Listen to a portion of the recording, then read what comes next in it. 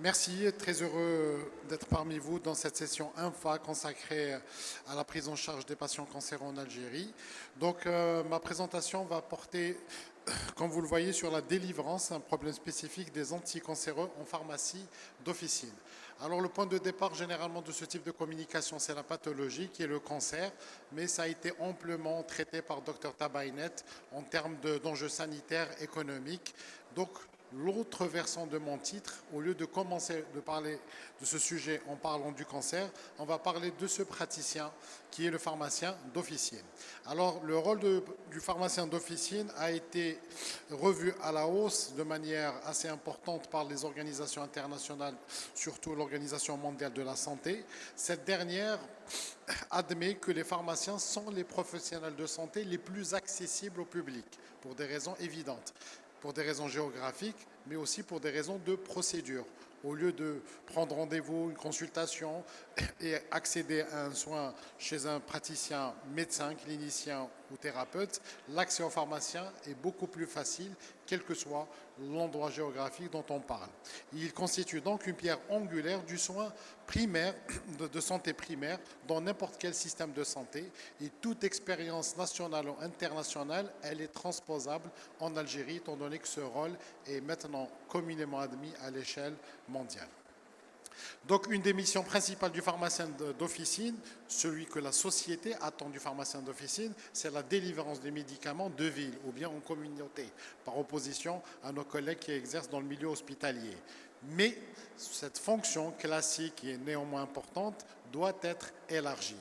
Donc, en élargissant cette fonction, il faut intégrer cette pratique pharmaceutique dans une notion générale recommandée par la Fédération internationale de pharmacie, organisation internationale qui a admis l'ENFA récemment à son sein, où elle définit les soins pharmaceutiques comme consistant à fournir de manière responsable des médicaments dans le but d'obtenir un résultat précis qui vise bien sûr à améliorer ou maintenir la qualité de vie du patient. Et là, j'insiste sur les notions qui sont mises en gras ici, de manière responsable. C'est-à-dire la délivrance du médicament ne se fait pas d'une manière détachée. Le pharmacien est comptable, ne serait-ce que de manière éthique, des résultats de cette délivrance. Et le résultat n'est pas exprimé de manière vague ou incertaine, le résultat doit être exprimé de manière précise. La délivrance d'un médicament implique que le pharmacien doit se considérer comme responsable d'une atteinte précise de l'objectif thérapeutique, et c'est d'autant plus vrai quand on parle d'un sujet cancéreux. Donc les problématiques de la pathologie cancéreuse, vous les connaissez. Le défi sanitaire, social et économique a largement été traité par Dr Tabainet. Toutes les catégories de la population sont concernées. Il y a des structures dédiées, les CHU avec leurs services d'oncologie, les centres anticancéreux, certains OHS, même certains EPH ont des consultations d'oncologie, mais l'enjeu de la proximité reste de mise étant donné que l'essentiel de la population n'a pas accès directement à ces centres et même si elle a accès, c'est via une procédure parfois laborieuse. Donc l'objectif est de justement rapprocher le sujet cancéreux et sa famille parce qu'il ne faut pas oublier la famille. Souvent dans les CHU, c'est des familles entières qui se déplacent pour un traitement de chimiothérapie pour un de leurs membres. Donc tout cela participe au confort. Et la notion de confort, ce n'est pas un luxe dans le domaine médico-pharmaceutique. C'est un des objectifs primordiaux visant à améliorer la qualité de vie du patient. C'est un objectif aussi important que les objectifs thérapeutiques classiques. La réponse évidente justement pour obtenir cette proximité, c'est d'impliquer le réseau officinal algérien dans la prise en charge des sujets cancéreux. L'atout principal, étant donné que la largesse même de cette couverture, comme vous le savez, il y a plus de 13 000 officines en Algérie, et un chiffre important aussi, parmi ces 13 000, il y a 5 000 qui sont classés comme pharmacie d'officine au niveau des zones enclavées, c'est-à-dire des zones qui ne sont pas nécessairement favorisées par une couverture sanitaire optimale. Donc l'apport du pharmacien d'officine, il est multiple. Vis-à-vis d'un sujet cancéreux, le premier rapport, c'est d'abord l'information. Information sur sa pathologie, information sur sa prise en charge, permettant une meilleure orientation du patient. il y a le rôle au niveau de la prévention. Étant donné que l'épidémiologie cancéreuse elle est en explosion, l'incidence risque d'atteindre les 150 cas par 100 000 habitants à l'horizon 2030 en Algérie. Le rôle du pharmacien comme praticien de santé est de favoriser les mesures préventives pour empêcher l'apparition de nouveaux cas.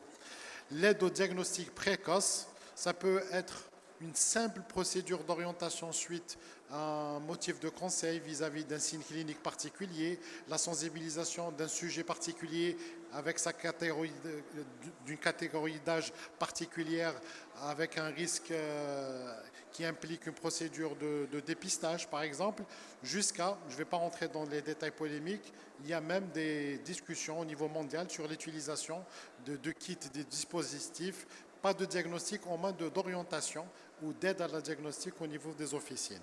Les conseils hygiéniques diététiques, là, on s'adresse aux personnes qui sont malheureusement déjà cancéreuses.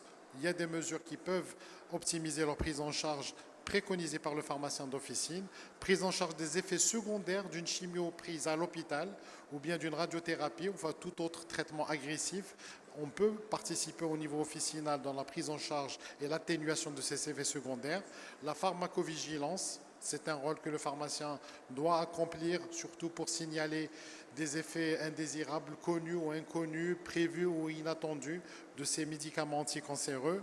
L'éducation thérapeutique, c'est aux pharmaciens d'offrir justement aux patients d'acquérir une compétence individuelle dans la gestion de sa pathologie et de son traitement.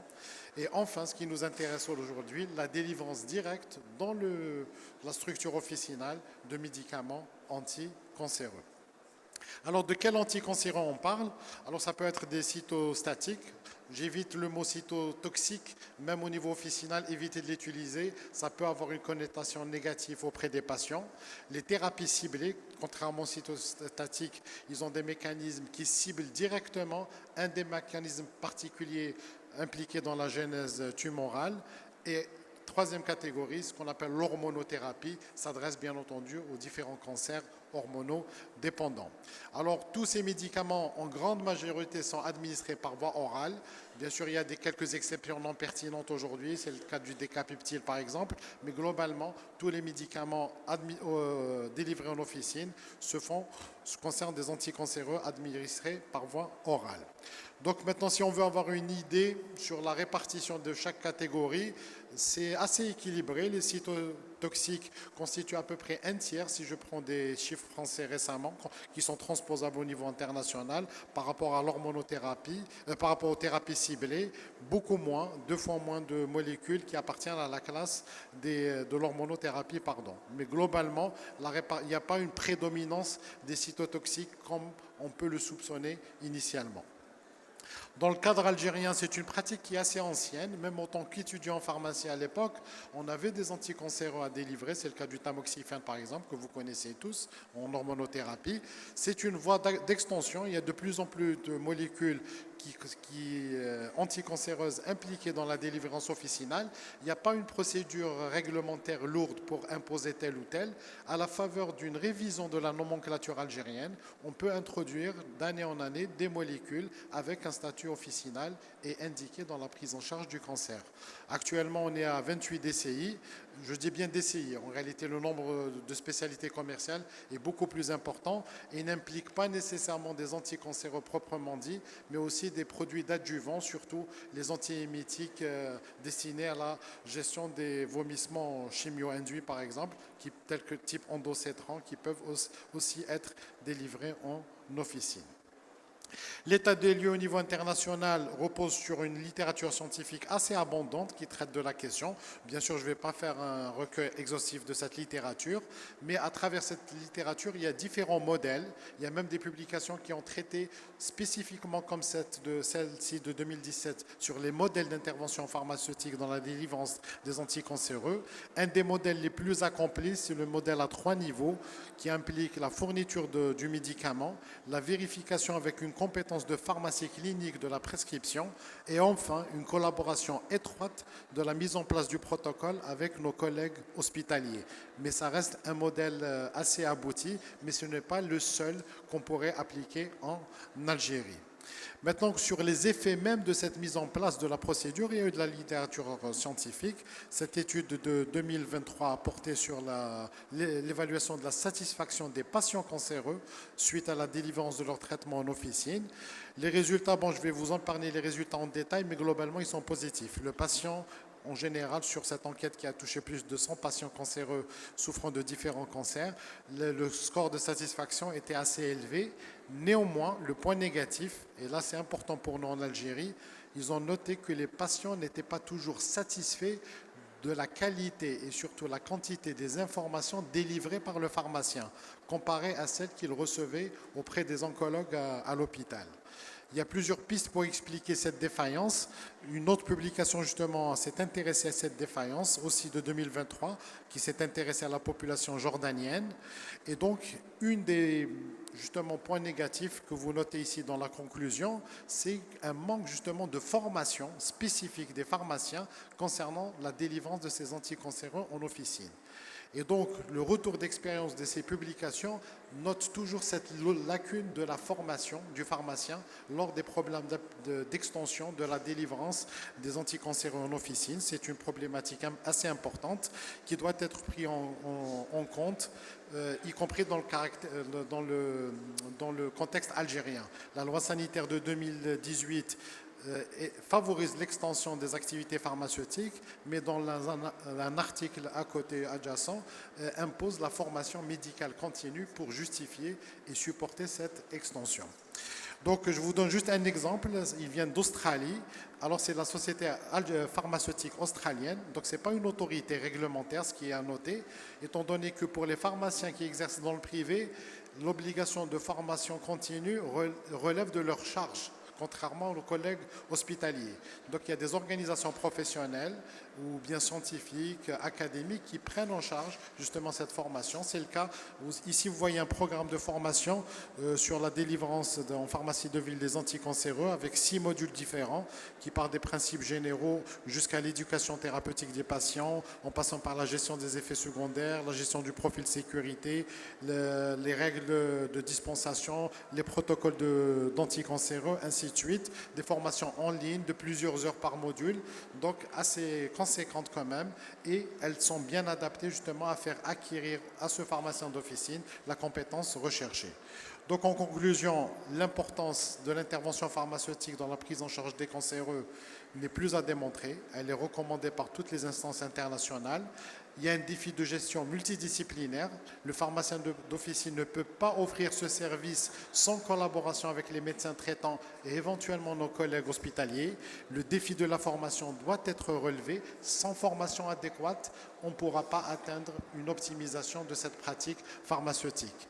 D'où l'ambition de l'ANFA, justement, de prendre en charge cette problématique avec tous les acteurs qui sont intéressés pour accompagner justement cette évolution en termes d'information, de formation et de sensibilisation. Et la journée d'aujourd'hui n'est qu'un exemple parmi d'autres. Et je vous remercie pour votre attention. Merci beaucoup, Dr Derwish.